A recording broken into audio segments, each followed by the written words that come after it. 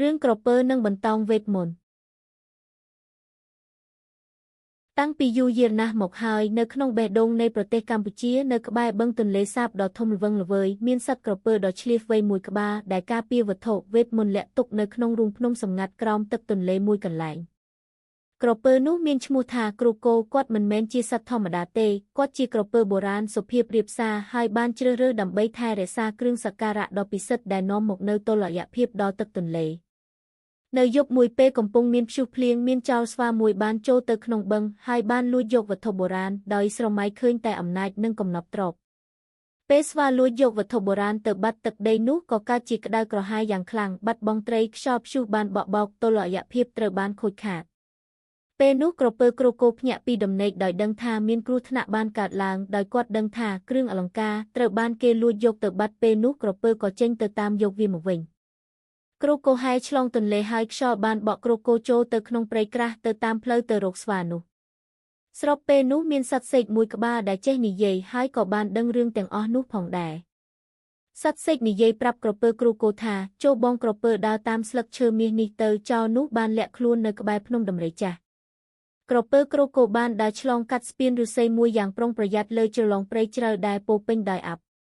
ពេលនោះដែរមានពស់ថ្លាន់យក្សមួយក្បាលបានបង្ហាញខ្លួនការពារផ្លូវដើរហើយបាននិយាយទៅក្រពើថាអ្នកណានោះមិនក៏អ្នកហ៊ានចូលទឹកដីស្ដេចស្វាគ្រូគោបាននិយាយដោយចិត្តល្អនិងស្មោះត្រង់ពេលនិយាយគ្នារួចពស់ក៏លួនទៅម្ខាងហើយចង្អុលប្រាប់ផ្លូវក្រពើពេលទៅដល់ភ្នំដំរីមានរូងភ្នំអាត់កំបាំងនៅពីក្រោយទឹកធ្លាក់មួយដែរជាមាត់រូងរបស់ស្ដេចស្វានោះឯងក្រពើគ្រូគោចូលទៅក្នុងល្អាងភ្នំហើយបានឃើញស្វាកំពុងរំលេងមានអាមាត្យយាមត្រៀបត្រា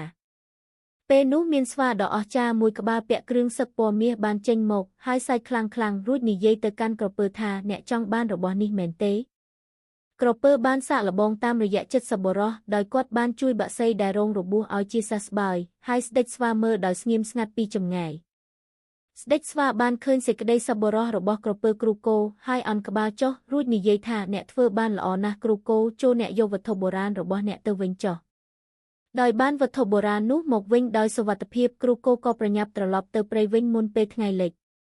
ពេលមកដល់វិញគ្រូគោបានដាក់វត្ថុបុរាណនោះនៅលើថ្មពិសិដ្ឋរបស់វាពន្លឺបានផ្ទុះឡើងតាមទឹកហើយសន្តិភាពបានត្រឡប់មកវិញដូចដើមទឹកបានស្ងប់ត្រីទាំងឡាយបានត្រឡប់មកវិញបក្សីច្រៀងរំពងម្ដងទៀតសំតុល្យភាពត្រូវបានស្ដារឡើងវិញ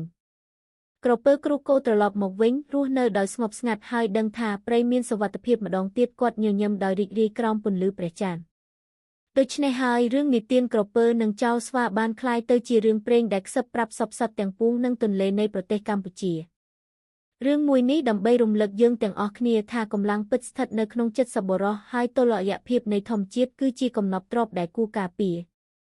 សូមអរគុណ